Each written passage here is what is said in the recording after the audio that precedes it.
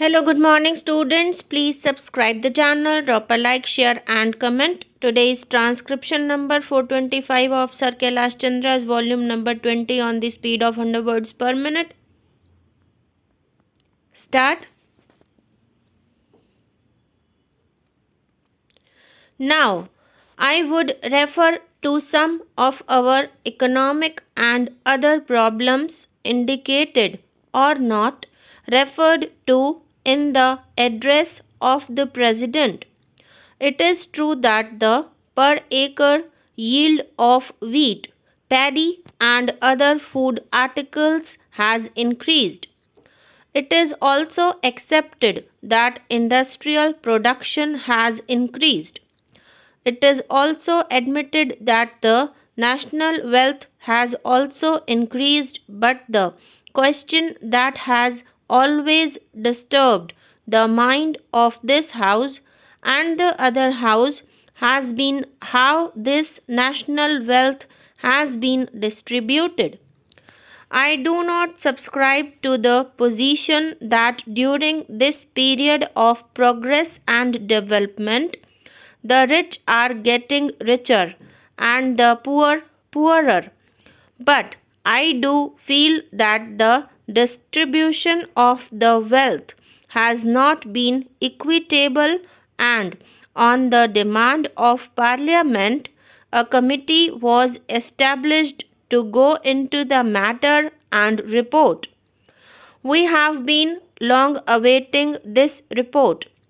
I do hope the Finance Minister will see that the report and the recommendations of the government are placed before the Parliament without further delay.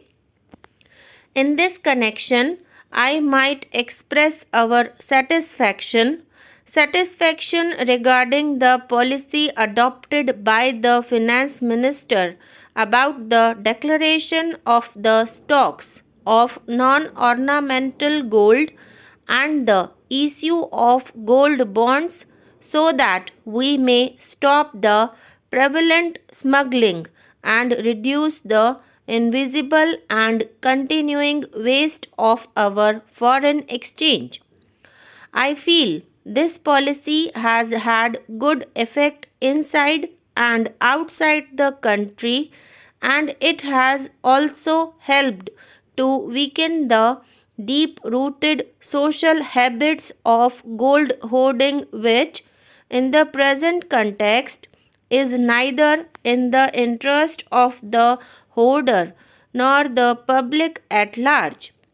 I do feel in this respect that the sale of gold bonds has not been as one would have wished it to be, but I hope better publicity will be adopted so that we may have greater sale of the gold bonds and other securities which are intended to help the development of our country.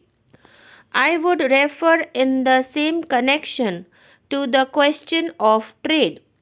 By the breakdown of the talks by the UK regarding the European Common Market, several questions have arisen, and it is felt in our country and in other countries that some international organ should be established to look after the matter of trade and tariff. The GATT provides a forum to contracting parties, which is a specialized international body governing world trade. It is a matter of satisfaction that the United Nations is contemplating to have a world conference on trade in March 2004, for which preparations have already been started. I do hope this conference will consider the position of the countries which have recently become independent and which have a long way to go to build up their economic position. The prosperity of the world does not consist in exploiting the weaker elements of the international society, but in giving them all opportunities to develop and strengthen themselves. Similar sentiments have been expressed by world statesmen. I do hope that our government will also emphasize in the coming conference the necessity of helping the underdeveloped countries. The government of the United Kingdom is also contemplating to have a trade ministers conference shortly, and I have no doubt that the question of preference to Commonwealth countries and other matters will arise, and well considered decisions will be taken in the matter of trade and tariff, which will strengthen the United Kingdom as well as the other Commonwealth countries. Let me make it clear, sir, that unless we reduce the cost of production of our export commodities and are able to compete in price with other countries, no matter of trade facilities will help our exports, which have to be considerably increased to meet our foreign exchange requirements. As regards education, I would like to emphasize that as we have to educate our masters in order to have a healthy democracy, we should not grudge expenditure in spreading compulsory primary education as early as possible, but I am more concerned, sir, with the question of the quality of education. I have stressed many a time, and I would repeat again that the education that is being imparted to our young generation does not contain the material to develop our patriotic urge on national scale and our moral urges to feel or make our children feel one with humanity.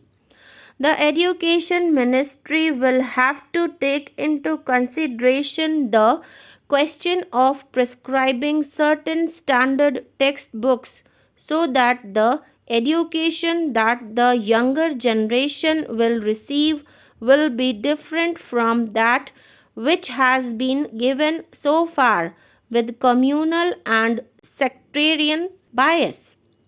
I would also appeal to the education ministry to see that the textbooks are made very cheap. The cost of textbooks and other exercise books is becoming very heavy, and it will not be possible for a person of moderate means to supply these necessary articles to the students. Nothing is more detrimental to the interests of the country than the education which creates prejudice.